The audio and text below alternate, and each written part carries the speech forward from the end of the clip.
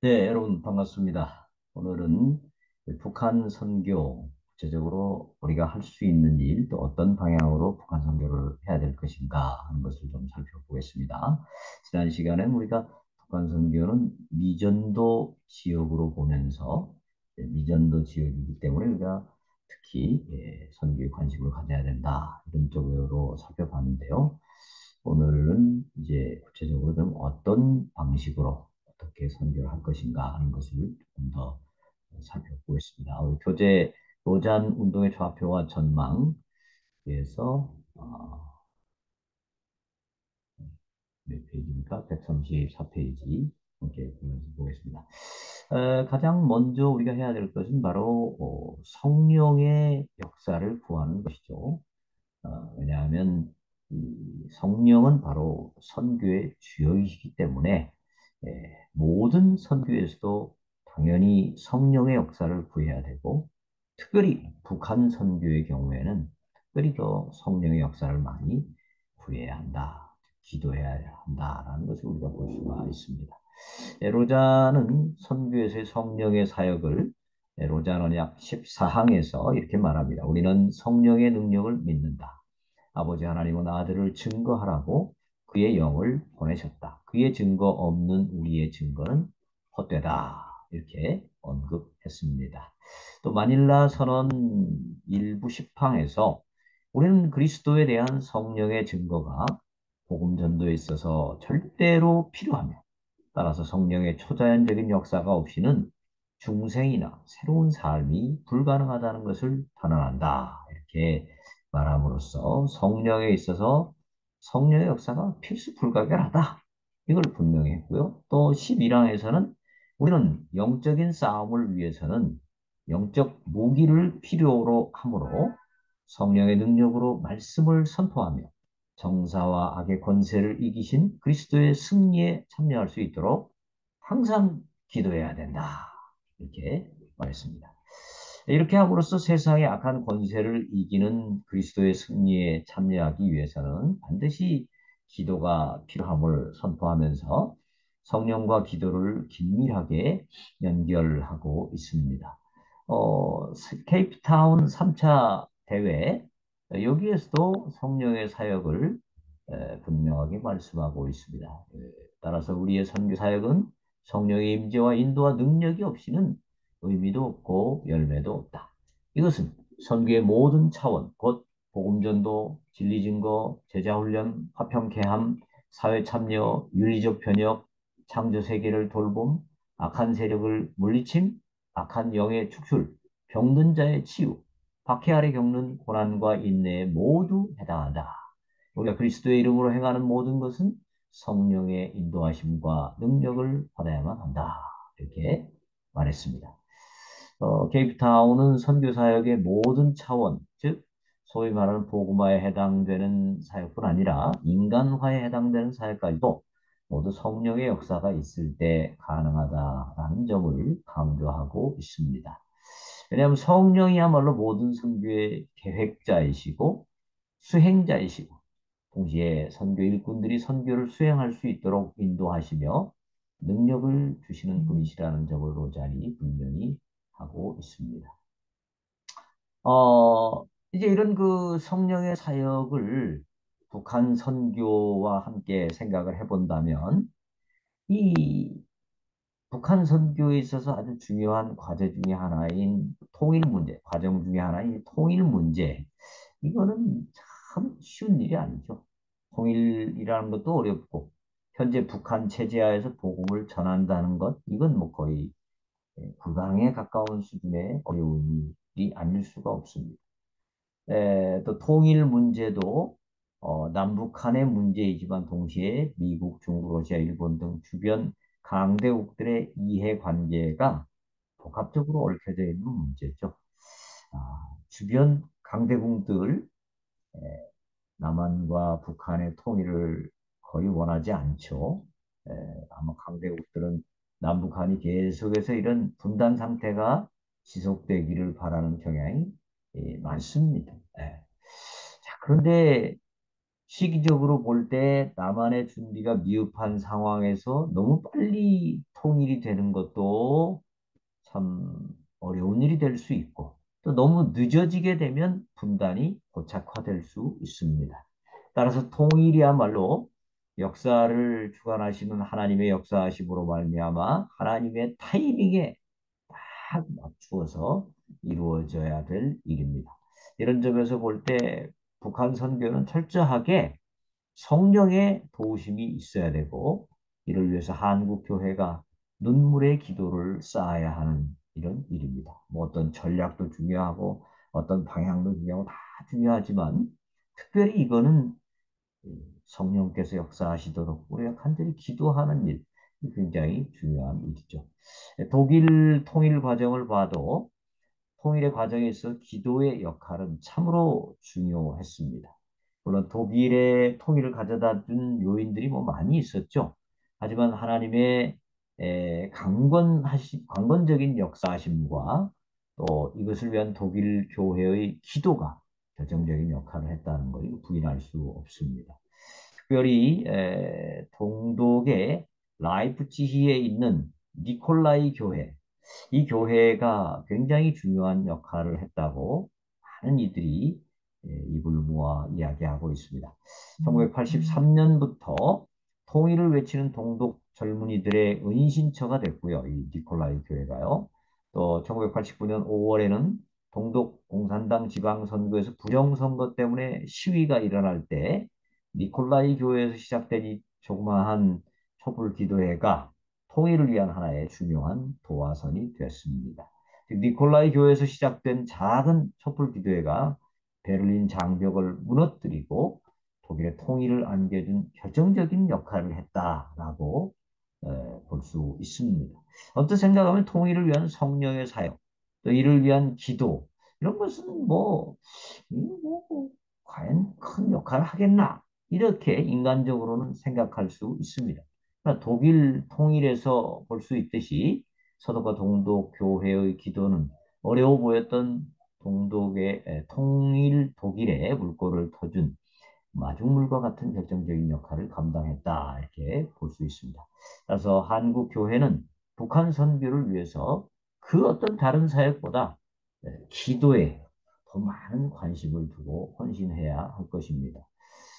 물론 독일의 통일과 한국의 통일은 다른 면이 있습니다.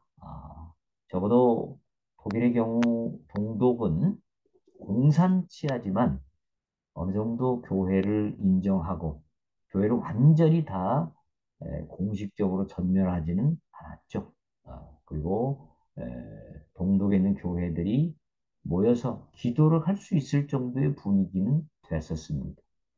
그러나 북한의 경우는 뭐 그런 것이 아예 불가능한 상황이기 때문에 독일의 경우와 우리 한반도의 통일을 같은 선상에 두고 보는 것은 조금 문제가 있습니다만은 어찌됐든지 독일이든 뭐 한국이든 결국은 성령의 역사, 하나님의 역사 이것이 중요하고 이것을 위한 성도들의 기도가 매우 중요하죠.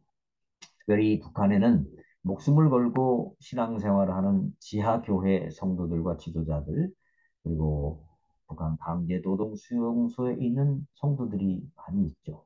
이들이 마지막 승리를 얻을 때까지 목숨을 건 신앙의 사투를 잘 견딜 수 있도록 그 힘을 주기를 위해서 우리가 기도해야 합니다. 아울러 북한에 들어가서 전도하는 탈북자들이나 중국 방문자들이 처절한 핍박과 순교를 각오하고 수행하는 이 복음 사역을 감당할 수 있도록 기도해야 할 것입니다. 또 북한으로 들어가는 인도적 지원이 북한 주민들의 실제적인 문제를 해결하는 데 도움이 될 수 있도록 기도해야 할 것입니다. 특별히 북한 정권이 하나님의 어떤 인도하신 가운데 정리되고 하루속히 빨리 이 정권이 정리되고 민족에 의한 자주적이고 평화로운 통일이 하나님의 계획 가운데 이루어지고 그 후에 북한 교회의 교회 재건 사역이 잘 이루어질 수 있도록 우리가 기도해야 되겠습니다. 어, 북한 선교를 위해서 두 번째로 생각할 것은 협력 문제죠. 선교에 있어서 뭐 협력은 어떤 상황이든지 매우 중요한 그런 과제 중에 하나죠. 선교에서 협력 이슈는 주로 에큐메니칼 선교에서 많이 강조를 했지만 뭐 전통적인 선교에서도 협력에 대해서는 이의가 없습니다. 그래서 로잔 진영 역시 협력을 강조합니다.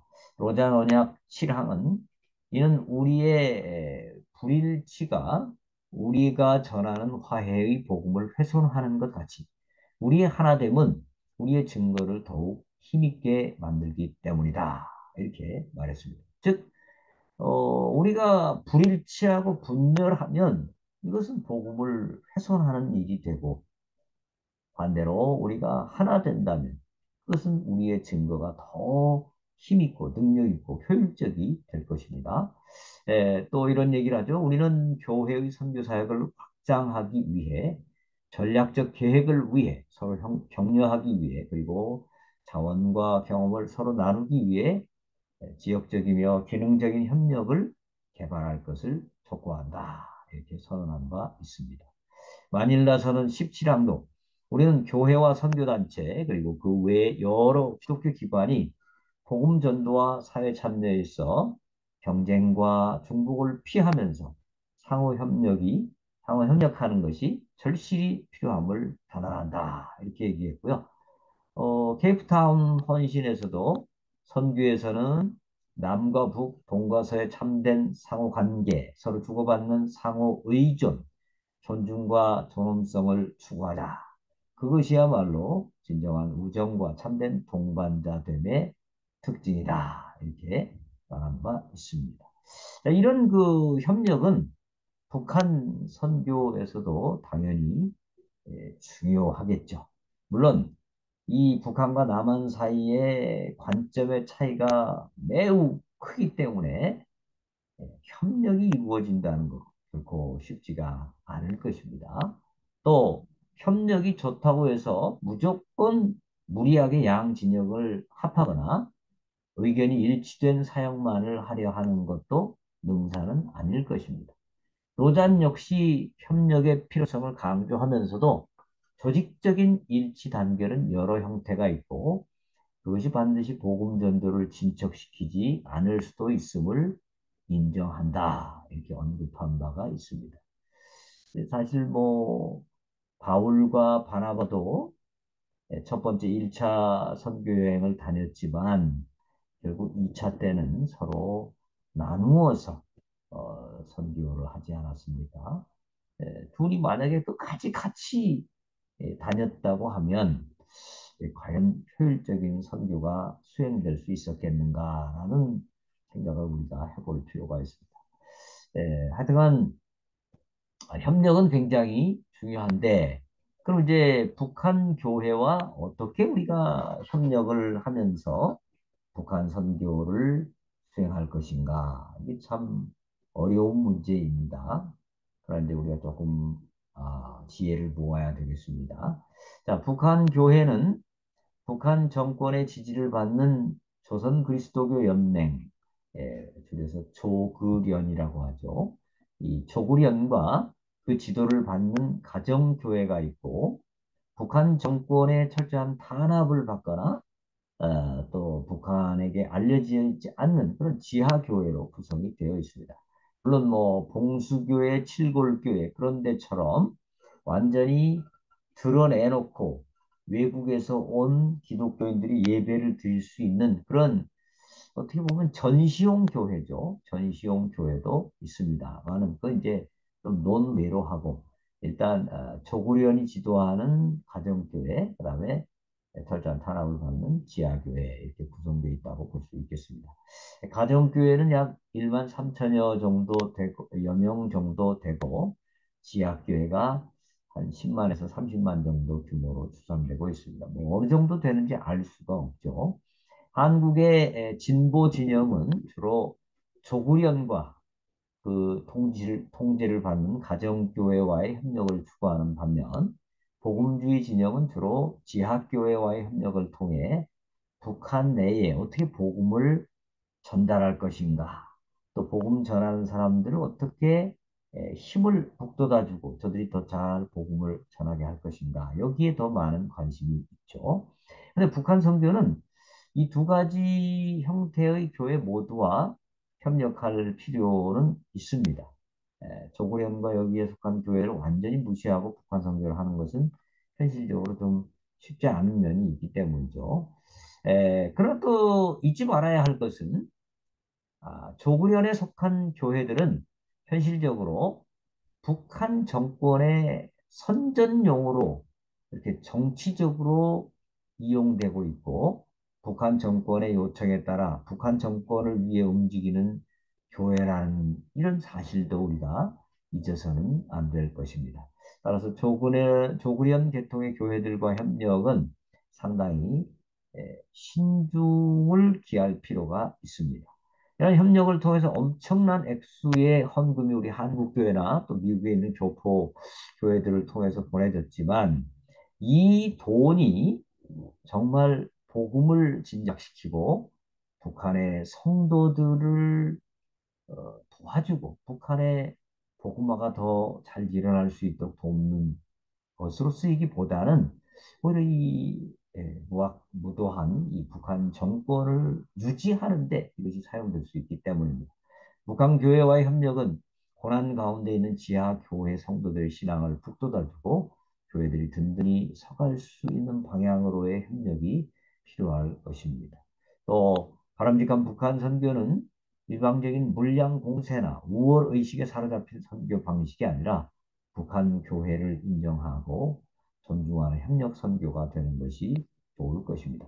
현 상황에서 북한 교회는 여러 가지로 미미한 가운데 있지만 그러나 결국 북한 선교의 주역은 북한 교회이고 우리가 그들과 잘 협력하는 것이 또 중요한 과제입니다. 참 굉장히 어려운 문제입니다. 예. 다음으로 생각할 것은 통일 이후의 협력에 관한 것입니다.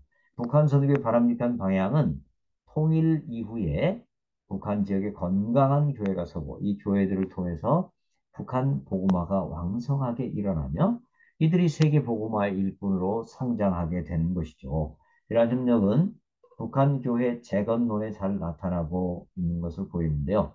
북한 교회 재건론, 다음과 같이 정리해 볼 수 있습니다. 첫째, 남한 교회와 해외 동포 교회가 연합체를 구성해서 북한 교회 재건을 추진해야 한다는 이 연합 원칙, 각자 도생으로 하는 것이 아니라 서로 힘을 합해서 연합해서 해야 된다. 두 번째, 북한에 하나의 단일한 개신교 교단을 만들어야 한다는 단일의 원칙. 이건 뭐 아주 중요하죠.